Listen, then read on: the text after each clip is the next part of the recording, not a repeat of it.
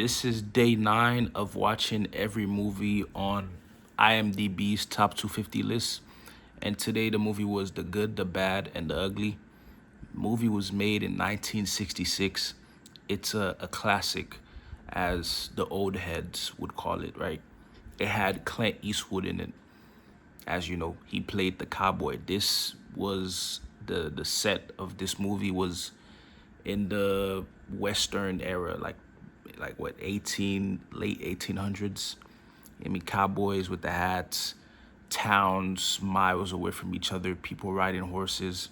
That was the set of this movie. And I think this movie better suits the time that it was made in, right? I watched it. It was okay, right? It wasn't the worst. I don't think it was the best. I don't think it was the worst. I thought the pacing was a bit actually pretty slow, in my opinion. I felt like they drug stuff out that they didn't need to. But then again, it was made in 1966. So I can only say what I can. I don't particularly enjoy the Western era type movies or shows. Sometimes I do see certain Western era type shows or movies on TV at times, and I ask my mom. She's watching them, and I ask her, "How do you enjoy stuff like that?" She just says she does. Didn't really give a reason. She just said she grew up with it and just enjoys it. It is what it is, I guess. Just like some of us that are born, around this era per se, we enjoy anime a lot more. We enjoy shows or drama. I don't enjoy drama, but some people love drama. And see, this era, I think, does a lot of shows centered around drama. So people grew up on it and they like it. It is what it is. I grew up on anime. I like anime. My mom, not so much. She knows a couple, but she didn't per se grow up on anime, if I'm not mistaken. There were animes back then, but they were animations, not anime. You know what I mean? So it's kind of threshold between both of those. Now back to the movie. The Good, the Bad, and the Ugly portrayed. The good was Blondie. That's what they called him throughout the whole movie. The bad was Angel Eyes. Just because he has that name doesn't mean he's a good guy, by the way. And then the ugly was Tuco. Tuco was the ugly. Angel Eyes was, I think he was like a bounty hunter, if not probably a mercenary, if not maybe a hitman.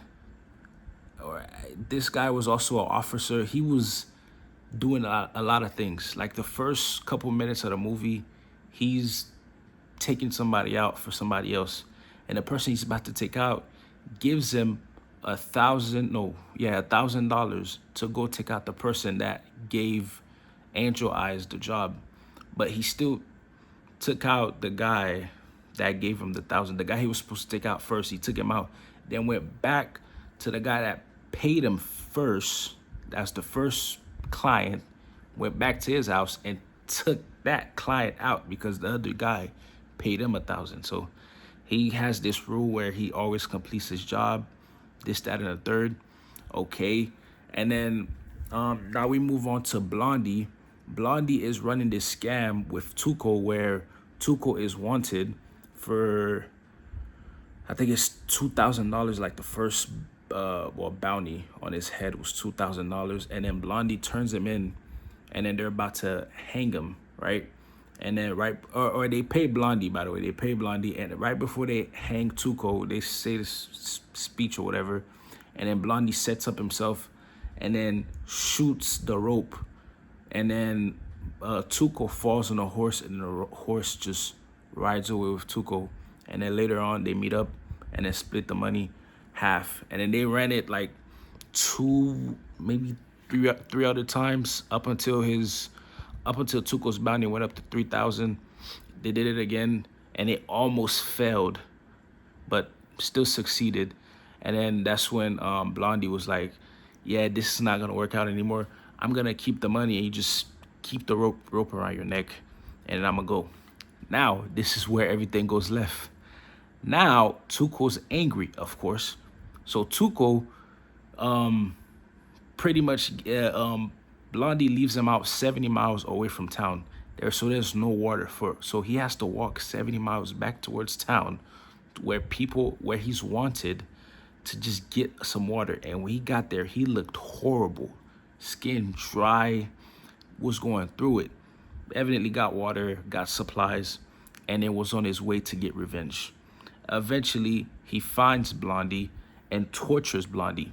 And when I mean torture, not beat him up or anything like that. He made Blondie walk in the hot, blazing sun, no water for days, to the point where Blondie's skin was like was burning. It was so dry. Lips was dry, to the point where Blondie was on the brink of death. And then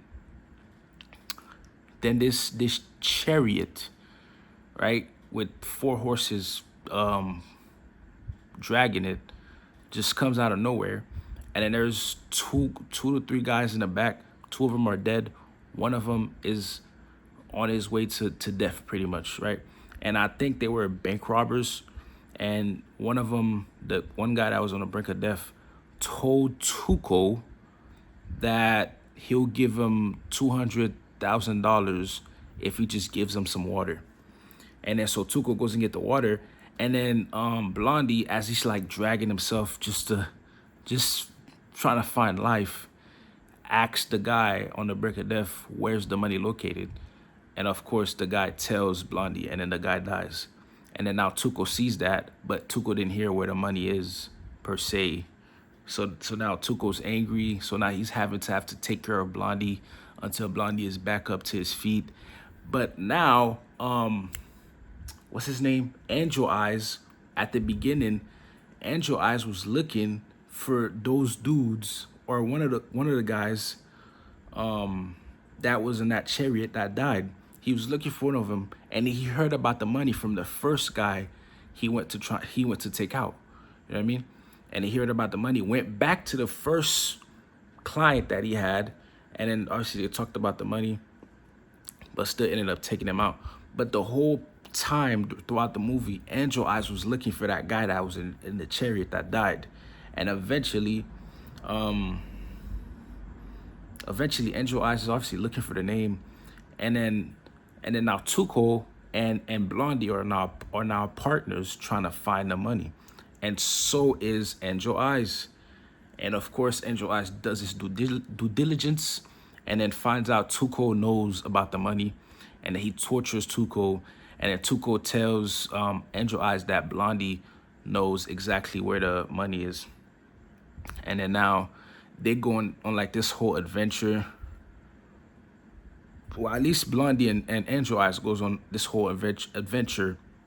And then Tuco was taken by Angel Eyes' officer to somewhere on a train. And then obviously Tuco gets away. And then Tuco still wants the money, but he knows roughly where the money is. So he's heading that way. And it ends up meeting up with Blondie. Blondie gets away from Angel Eyes, because Blondie and Angel Eyes are not cool at all. They were just doing it for business, as business partners. Put that in big quotation marks. They get away. So now Blondie and Tuco are now partner up. And then they get away. They get towards the money, close to the money. And then out of nowhere, however that happens, Angel Eyes pops up. And then so now, since only Blondie knows exactly, so they're in the cemetery, by the way, and there's like hundreds of thousands of graves. So it's kind of tough to know where it is, when it's just easier that the person that knows could just tell you. So now they made a deal. Blondie would write, where the money is, what grave the money is in, under a rock, and they put the rock in the middle, and then they spread out and had a cowboy standoff. Literally 6 shooters in the holster, and then just staring at each other, you know what I mean? Looking left, looking right.